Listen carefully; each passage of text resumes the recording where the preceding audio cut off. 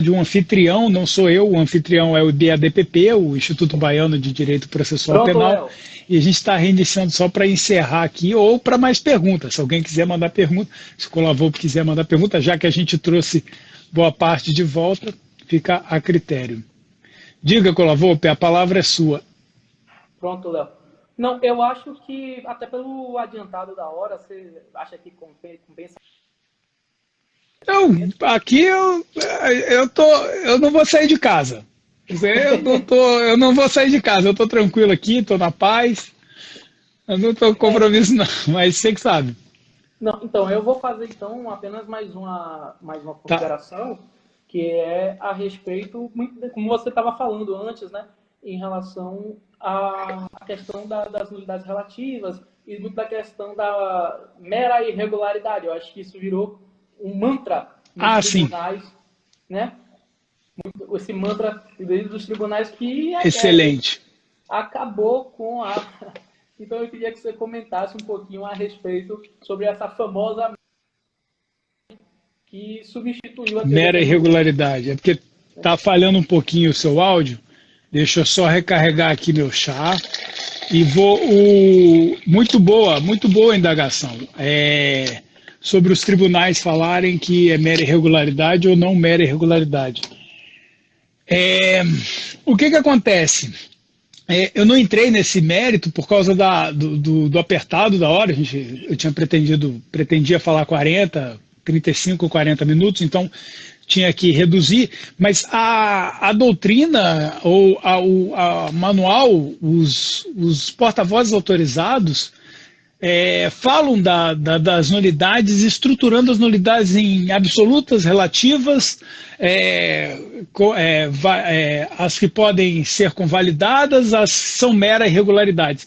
Na verdade, essa diferenciação ela não existe, ela é toda derivada, e mesmo quem adota ela, na verdade, nem se deu o trabalho de estudar, porque ela é toda derivada da estrutura da teoria dos atos jurídicos.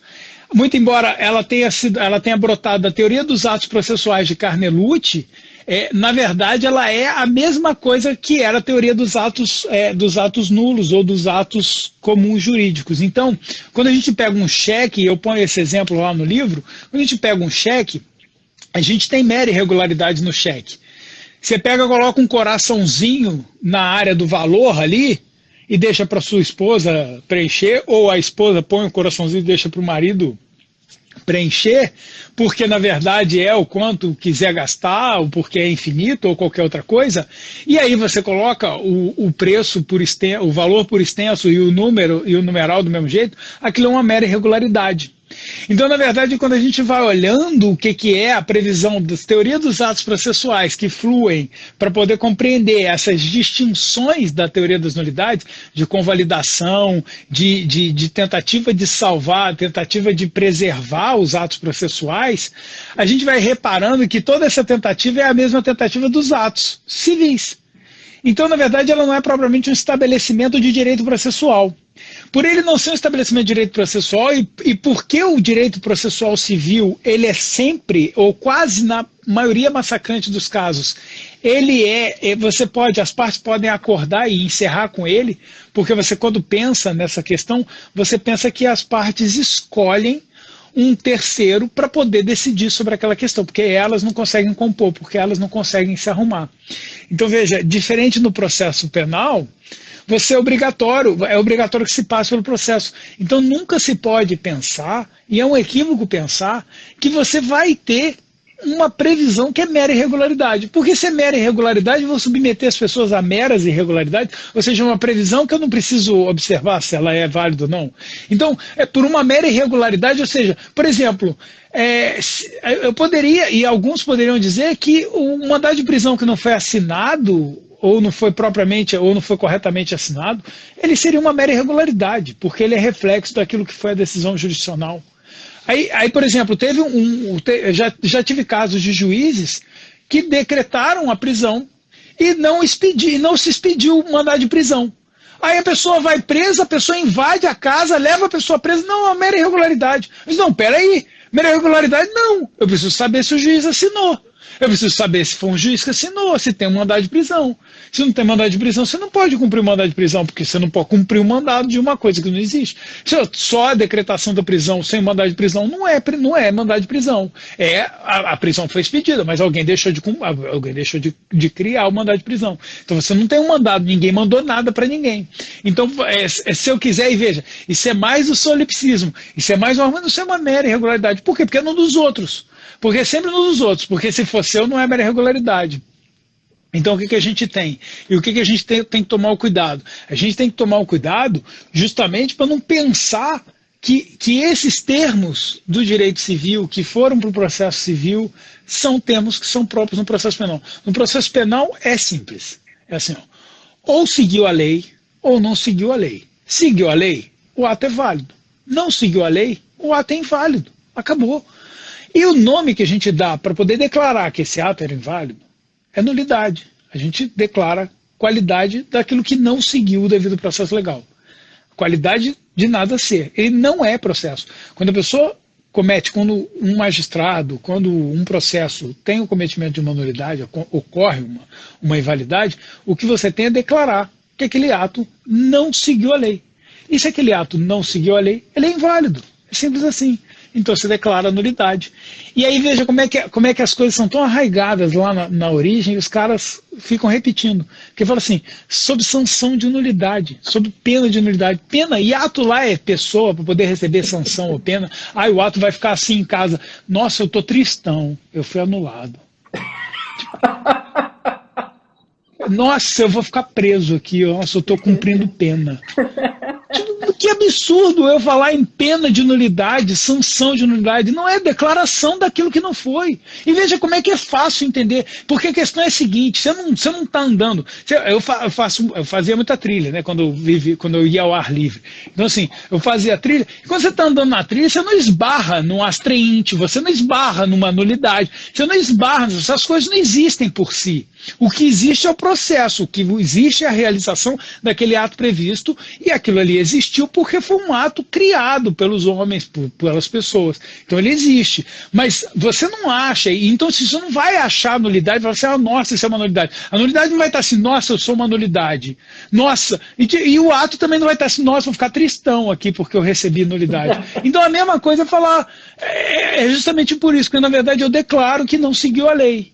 Aí o que às vezes é que se quiser operar um pensamento sobre isso, nossa, esse não seguimento da lei é tão grave que eu preciso encerrar o processo porque eu perdi a ética de cobrar do indivíduo seguir a lei. Porque veja, o processo penal é a conta que a população coloca no Estado para poder cobrar dos indivíduos seguirem a lei, que é o direito penal. Então eu submeto a pessoa ao processo porque ele precisa seguir a lei, ou seja, ele precisa não descumprir aquela previsão que eu estou impedindo dele de fazer. Então eu estou impedindo ele de matar. Por ele ter matado, eu vou submeter ele ao processo. Por eu achar que ele matou, por eu pensar que pode ter sido ele que matou, eu vou submeter ele a processo. Ao submeter ele a processo, eu vou falar que ele tem que cumprir a lei e tem que cumprir uma sanção prevista, ou seja, ele recebe uma sanção. Aí eu faço um concatenar de atos errôneos, diferentes do que está previsto em lei, e para poder obrigar o indivíduo a cumprir a previsão de sanção prevista para aquele que descumpre a lei, eu descumpro a lei, qual é o fim ético que o Estado, qual é a característica base que o Estado vai ter que para poder fazer com que o indivíduo cumpra a lei e cumpra a sanção, ele descumpra a sanção, que ele mesmo pôs como limite do Estado de punir? Veja como é que é a coisa mais louca do mundo. E é a coisa mais louca do mundo pedir para o juiz, que é juiz, porque a lei diz que ele é juiz, ser juiz e cumprir a lei. A coisa mais é pedir muito. Se for pedir muito, então eu acho que a gente pode dispensar o processo, começa a cumprir pena e a gente já começa, tipo, põe revisão criminal 1, revisão criminal 2. Porque no fim, o que parece, o que aparenta, depois que a gente vai passando anos na advocacia, é que a pessoa é condenada na polícia. E vem condenada na polícia. E você vai ficar lutando para poder desconstruir isso. E acontece o seguinte, quem está condenando, e o Valois mesmo fala isso, quem está condenando é o policial militar. Porque você não vai ter processo, você não vai ter capacidade, provavelmente. Outro dia, quão raro, as pessoas, o tempo inteiro a gente vê sobre quebra da cadeia de custódia e as discussões sobre reconhecimento feito por WhatsApp. Olha que coisa louca! Você nem sabe como é que foi essa conversa, você não sabe como é que foi, se foi induzido ou se não foi induzido, você não consegue reconstruir isso, as pessoas estão indo presas assim. Estão indo presas assim por pessoas que a gente não sabe como está fazendo esse reconhecimento, por atos que a gente não sabe como está sendo realizado, e quando a gente pede, ainda falam que a gente não pode pedir, ainda falam que não, a gente pode simplesmente fazer o reconhecimento do jeito que quiser, porque a jurisprudência é assim. Eu falei, não, eu preciso saber como foi, porque se foi induzido, não houve reconhecimento. Houve indução de reconhecimento, e até tua mãe pode ser reconhecida assim, até o Nelson Mandela pode ser reconhecido assim. Não importa, porque eu mando a foto e você reconhece esse cara, reconheço, acabou, ele vai ser condenado por uma coisa que ele nunca fez, que ele simplesmente, porque alguém resolveu mandar uma foto e perguntar, esse cara estava nas proximidades, aconteceu com o figurante da Globo, que era negro e estava 30 minutos do local, andando, sendo que ele tinha saído do trabalho 15 minutos antes, e ainda por cima, ele foi encontrado 15 minutos depois do momento do crime, então, ou seja, não tinha como ser ele, e mesmo assim, a pessoa lá no reconhecimento em delegacia falou, foi ele. Pronto. Se nem assim a gente tem capacidade de aguentar o reconhecimento, imagina induzido. Esse é um ponto, porque inclusive recai em outra questão, que é a lógica de que as nulidades do inquérito não refletiriam, né, no processo. Isso aí, pô, exatamente. O pior, Colavolpe, tem processos que eu tenho conhecimento que a pessoa argui nulidade antes de começar o processo. E o promotor já responde assim.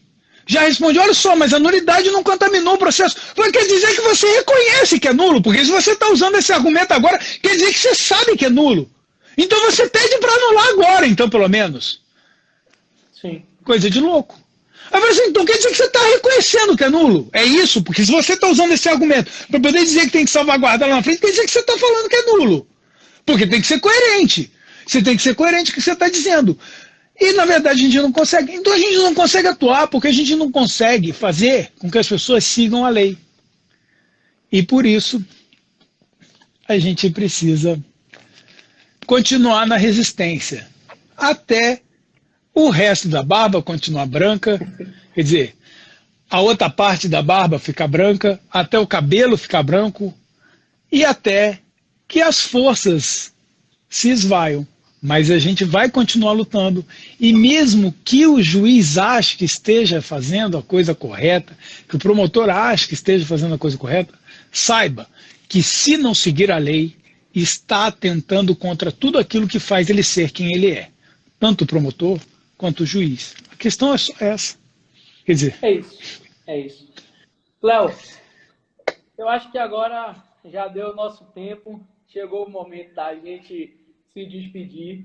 Em nome do Instituto, eu agradeço demais a sua presença, a sua disponibilidade aqui. Foi muito gostosa a nossa conversa e eu espero em breve que você venha para cá, para a Bahia, para que a gente possa fazer isso pessoalmente assim que essa loucura dessa pandemia passar. Pelo amor de Deus. Vai sim, vamos todos... ficando em casa também, todo mundo que está aí assistindo a gente. E, pessoal, um abraço. Agradecer a todos também que estiveram aqui assistindo. Né? E é com você, meu amigo, para se despedir também. Muito obrigado, Colavolpe. Eu vou encerrar. Agradeço a todos que vieram. Vou deixar disponível até para o IBADPP disponibilizar lá. Muito obrigado, IBADPP, muito obrigado, Colavolpe, muito obrigado, Luiz Gabriel, Marina Cerqueira, Elmir, Antônio Vieira, a todo mundo, que são todos, a gente sempre já está com mais saudade, cada vez mais saudade, vamos ver se a gente faz mais bate-papos aí. Obrigado, Colavolpe, Valeu, um abraço a todos. Grande abraço. Tchau, tchau, um abraço.